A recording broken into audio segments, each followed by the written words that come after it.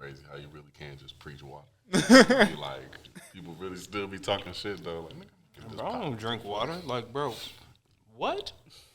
Do you know how you sound? Why you drinking no water? Like a new food. Ignorance, bro. And I don't eat vegetables. Get out. That's the worst. Get out. Vegetable. What type of nigga don't eat Go vegetables? sit in the back seat. Just anywhere until they go get in the nearest back seat. Move back 3 spaces. Since you childish. Nah, word. I feel it. That shit funny. Okay. I gotta ask the B girl, what's her name? B girl flyer for some Cavs tickets, nigga. They're gonna be nice this year. Facts. Oh, word. Yeah, get Didn't tickets, Donovan bro. just went over there, right? Yeah, Donovan Mitchell. Yeah. Did they train anybody else? Sure. The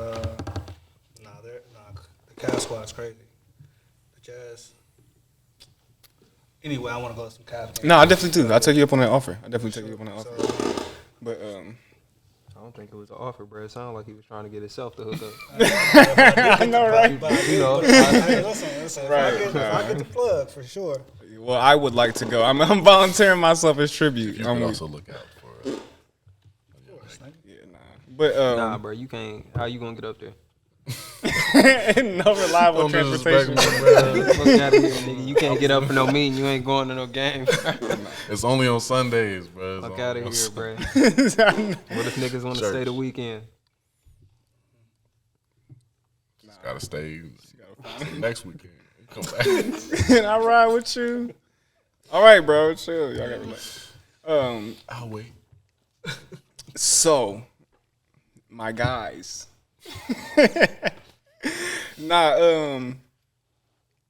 Interesting topics today, guys.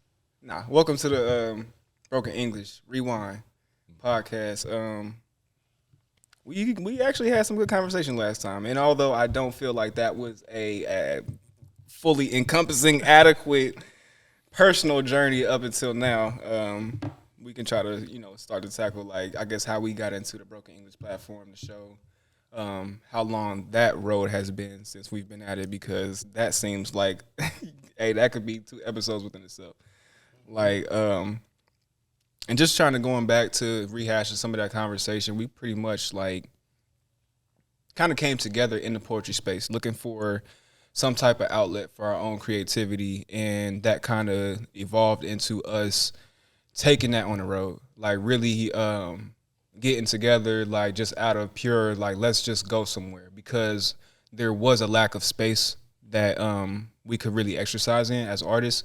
So for us, it was just a hunger. It was just like, hey, let's just go find somewhere where we can be us, and let's bring that to somewhere. And then it kind of evolved, like I said, into those car rides to where we really started to develop the idea of creating that space for other people. And that's where we kind of get into the Broken English and just the manifestation of that to what it is today.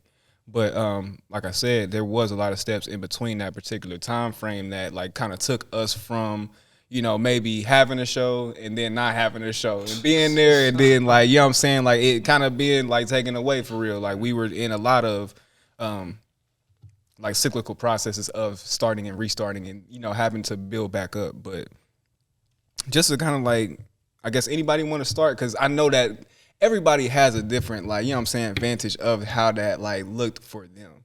Like, and I'm curious to see like what steps in that process, I guess, stand out to y'all, or where y'all kind of like fixate to when it comes to the process or the development of Broken English platform. Anybody? I can go first. Word. I think for me, honestly, it started on the road. Because there were a lack of spaces, because when we did get into a space, it wasn't like welcoming. It didn't feel like home. I felt like I was like fighting to get my voice heard at an open mic, or like I had to prove myself in order to kind of get on stage. Defend myself. In order to get on stage, and that was an issue.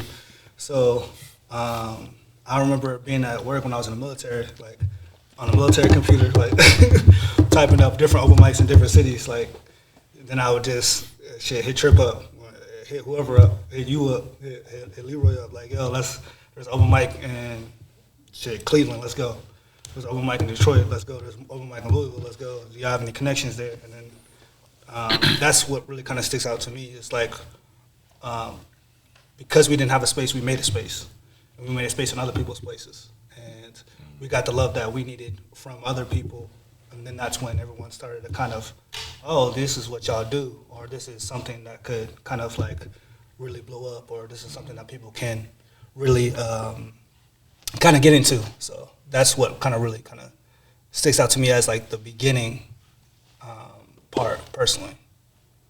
Let's put Miles on the Avenger. Man, Miles. a little extra with the freestyles. Boys. Push. Man, I think I'm gonna just ask you to bring that mic a little bit closer to you so we can just Raise yours up too. yeah, get into it. Get in there. Well, definitely on the road though. I think, and like I said last time, like for me, I was really young, and I just kind of remember being there and like that's a fact. You know, I was just at, whatever I'm supposed to do, let me know where I go, and that's what I'm doing. You feel me? I really was still taking notes from y'all as far as like what it looked like to make decisions for a production, a full show. But I did know that being on the road and not having a space of our own, we were kind of like taking in the different environments that we went to, and like, yo, we gotta create a space at home for this shit because it ain't no space for us, and it's not a lot of space for the artists that we see and have run into and made community with. And that is when, just like for me, in my memory, there's just this gap of like, all right, here comes Broken English, the show, and I'm inviting my family out to like the first show that I done, had a part in co-producing, and I was just geeked to be there because it was sold out, standing room at the end of the day, like. And you are referring to Shadowbox Live, right? Yeah. That was a crazy experience, but again, like for me, it just kind of like popped up. This nigga wasn't paying attention, bro. Pop up at all. It didn't, but again, like I was like, what, 4 or 5 years younger than y'all? For me, I was still scared of the fact that we were even transitioning to go out on our own. Like that was very intimidating for me because I had just got into poetry. I had no idea what the business. I didn't even know there was a full poetry scene out there. So for me to like jump in, it was kind of like, all right, well, I trust these niggas, so I'm here with y'all. And it really wasn't until later down the road that I started making those decisions for myself after learning from y'all and every other spaces that we've been in. And that was what, like, when I moved back to Dayton in 2016. That's why we still haze you, bro. Fuck you. That's why we still haze you, bro. Standout parts on the journey for me.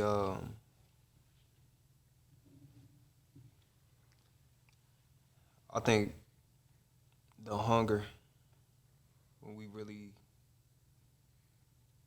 like when we first left, metaphorically speaking, like before Broken English was an event, like just the hunger.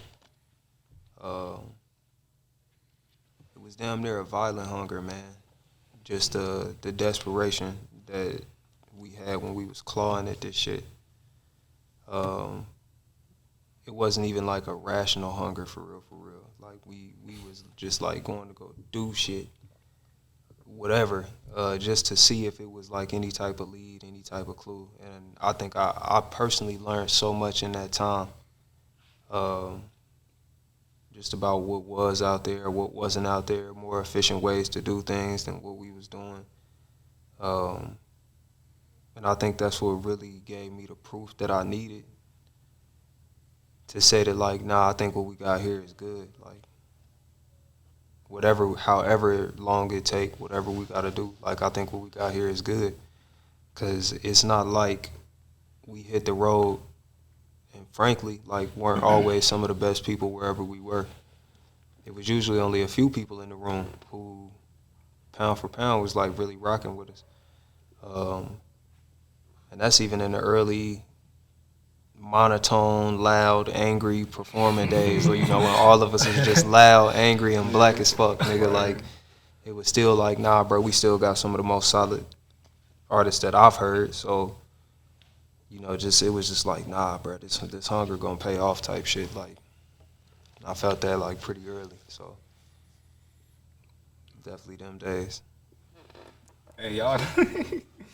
Y'all just make this shit so easy for me, bro. The perfect layup.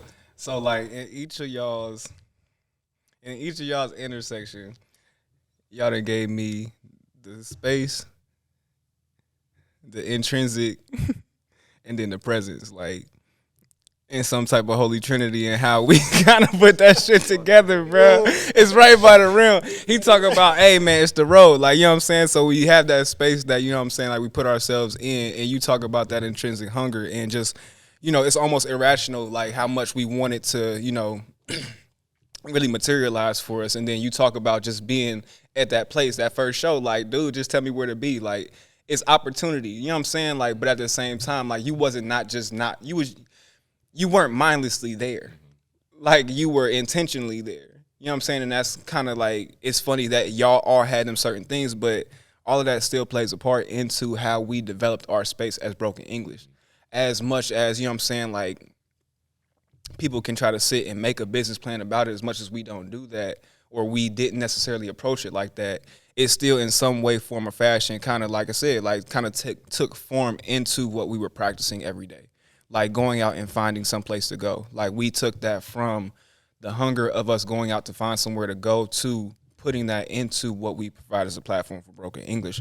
And I feel like a lot of people, like I said, like have that visibility there because they're able to, whatever we've kind of encapsulated into the platform to put it there, that we bottled up, and all them times we was hitting the road, like no gas money, like just trying to, like, not trying to make it seem like it's a struggle story or anything like that. It's more so just learning how to, I mean, it was, you know, as much as it was, but just not trying to make it like, yeah, but just to connect to the purpose and I guess the meaningfulness of the journey to how that comes into fruition with the platform is dope to see.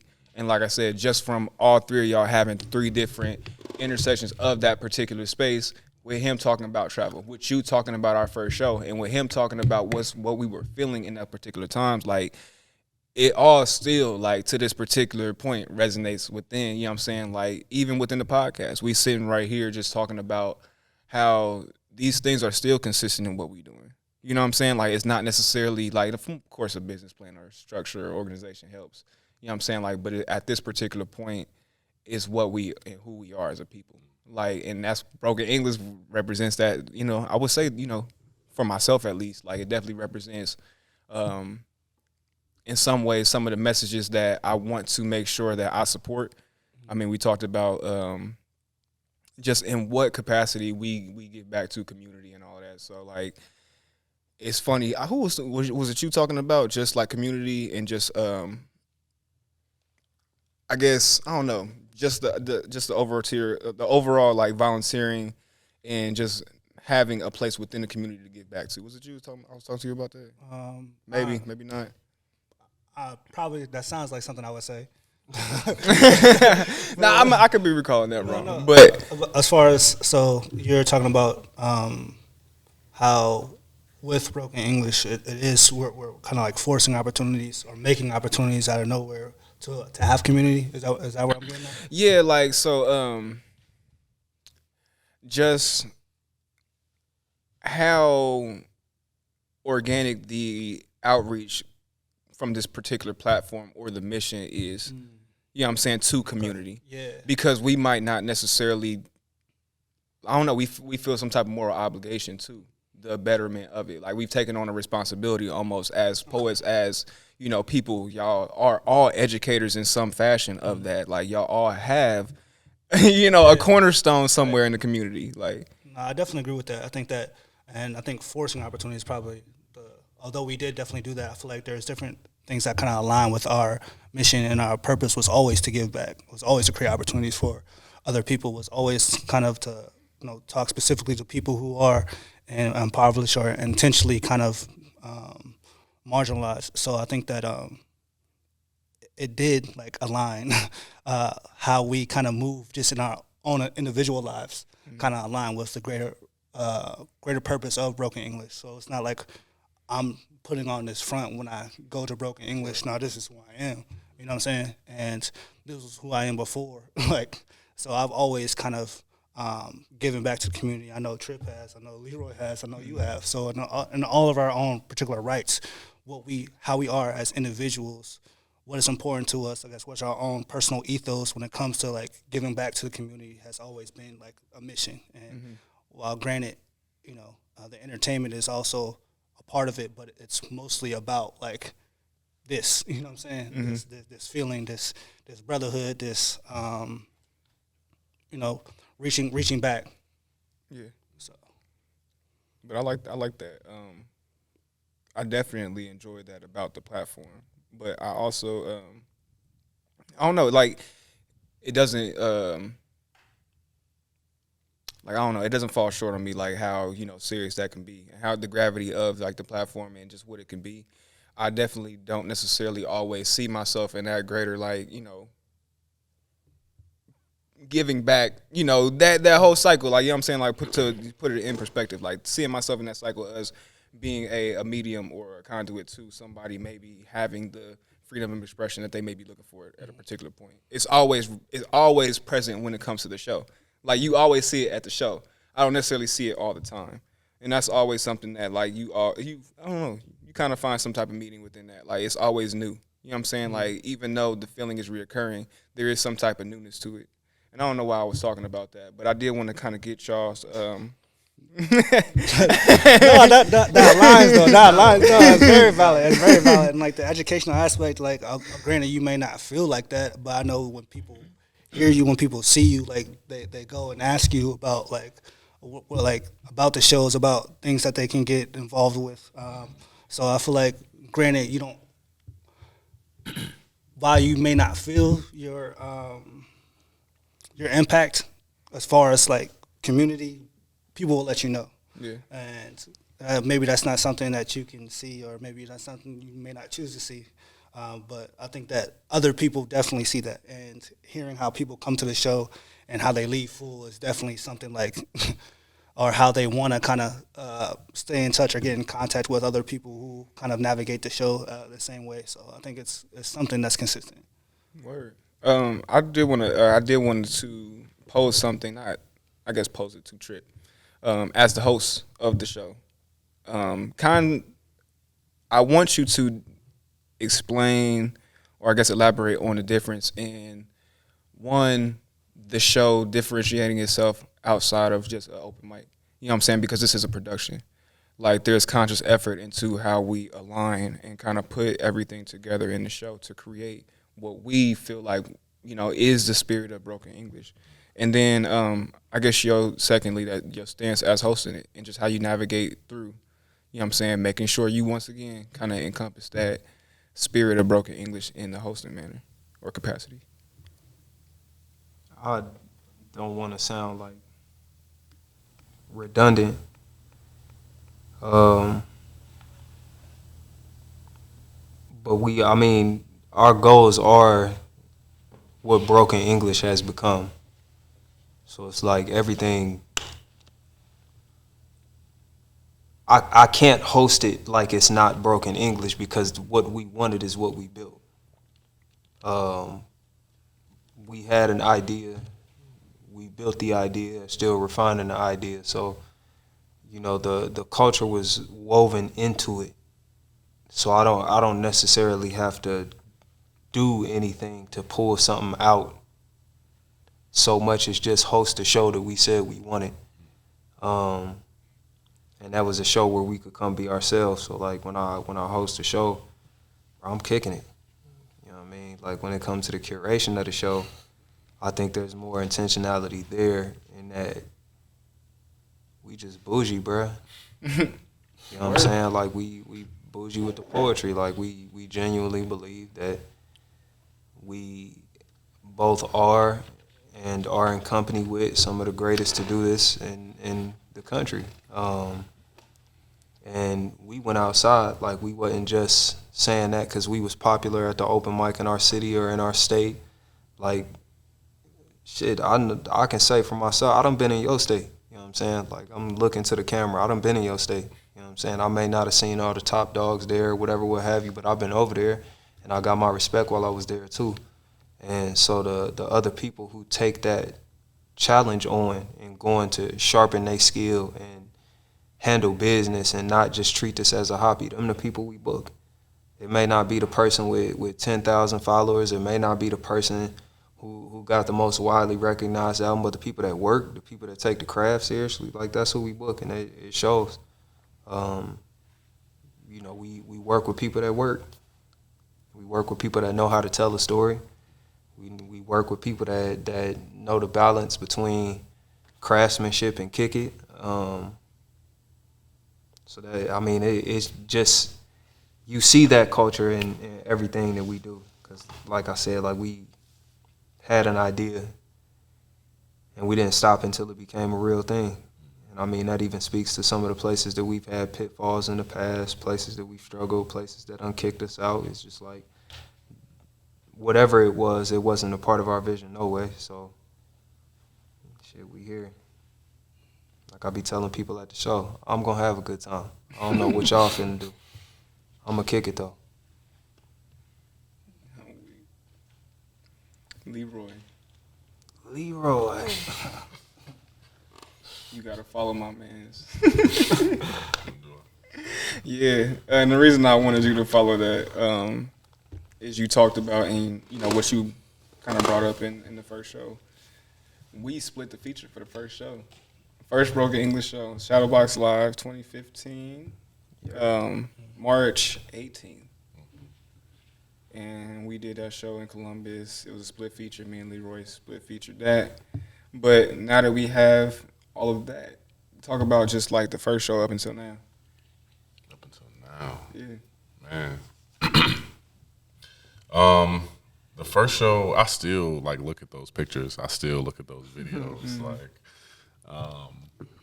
It was a really crazy experience. I think that was one of a very fire choice for us to like combine our feature sets, especially just off the strength of Welcome to Social Media and I know. Chill out. Welcome to Social Media and iTrap. Just having those two pieces on the table, like, is some of the craziest shit niggas have probably never experienced in their life. But,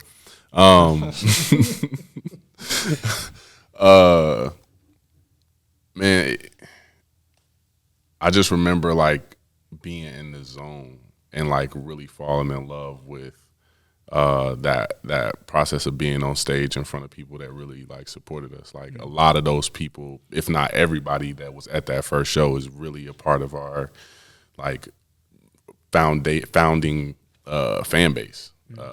And those are the people who really show up for almost every show. Those are the people who got the original Crest logo, T-shirts, you know. It was the ones who got the CDs and the little the CD slip, you know what I'm saying? We was really making shit happen just off of what we had. I think, did we have a chapbook back then too? Mm-hmm. We got printed at like Staples or some shit. Like really making shit happen, man.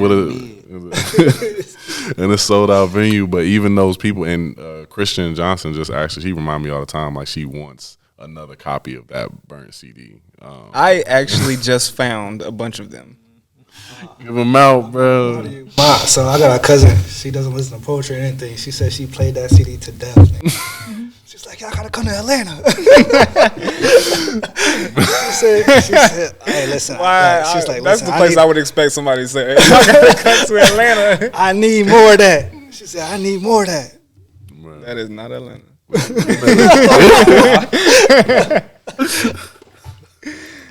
We made that album on Mount Olympus. In the fucking closet. That is hilarious, with the bro. and shit. There's so many stories to be told. Like, there's so many stories to be told. But man, being able to pull something like that off, and we've pulled a lot of shows off, but being able to pull that first show off and just having, you know, all of the passion and drive to just create that space that we wanted, I think that was one of the boldest things. And Trip talks a lot about, like, getting us to stop being realistic, because that wasn't anything realistic at all. Like, again, before that shit, like, I didn't even know poetry was still a thing, and niggas made a poetry show happen after, traveling around, after growing as artists, after building community. That definitely let me know that there was no show that we couldn't produce that wouldn't bring people out, that wouldn't be a great time. And ever since then, man, the journey of just like dealing with venues. We was out of Shadowbox, back in Shadowbox. We was at K-12 downtown. We was That shit bombed. That shit bombed. We was at Stacey Boom. We had the open mic there.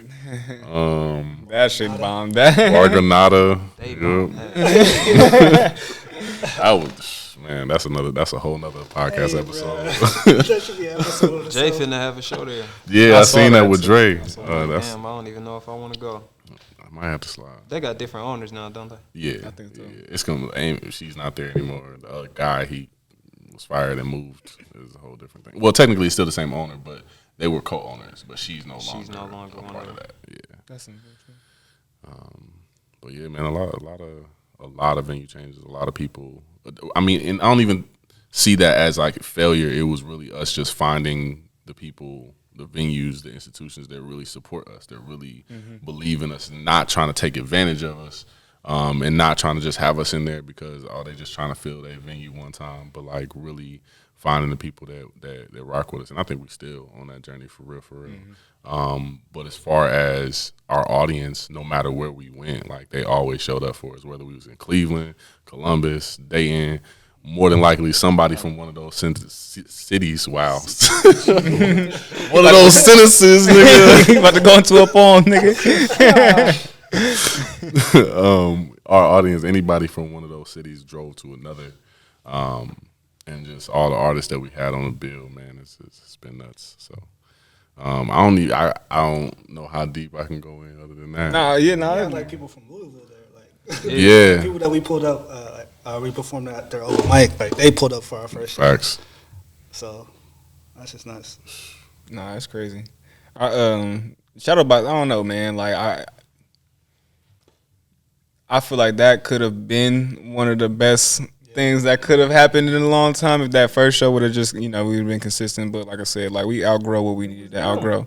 Yeah, that's what I'm saying. Like that, we exceeded their expectation, and that's a good problem to have. You know what I'm saying? Like it just reinforces what we are on the path to do. And like you said, we still trying to find out them relationships because a lot of the things that we are falling into, like the things and the opportunities that are falling into us now or into our lives and hands now, are opportunities that align with what and who we are. You know what I'm saying? So like even with, our collaboration with the U, they definitely have looked out in a number of different ways that have supported us and allowed us to maintain, you know what I'm saying? Like I said, this is our first full consistent year. Like we couldn't have done that without some of the, resources that we've been, blessed to have at this particular point, because that has not necessarily been the case in all situations. So that's it's definitely, it can't be understated, and I definitely don't want it to be understated. Like that gratitude is definitely there.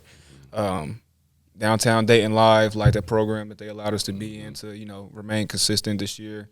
Definitely, like, you know what I'm saying, like just a lot of the opportunities that allowed us to take that step into it being a passion project, into the business, into the space that, you know what I'm saying, like we can just continue to make for whoever we can find to put on that.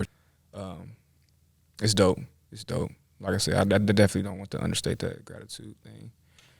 But I don't have too much more on my list, man. Like as far as the platform, the development of it, I guess the history of it, the first performance down to, now, and us just trying to keep that fabric the same of where we started from. But anybody else got anything? Close it up. No. You got a host. Okay. Take us away. Cool. Nah, I guess that's a wrap, man. We're gonna end it there. Once again, Broken English Rewind podcast at you.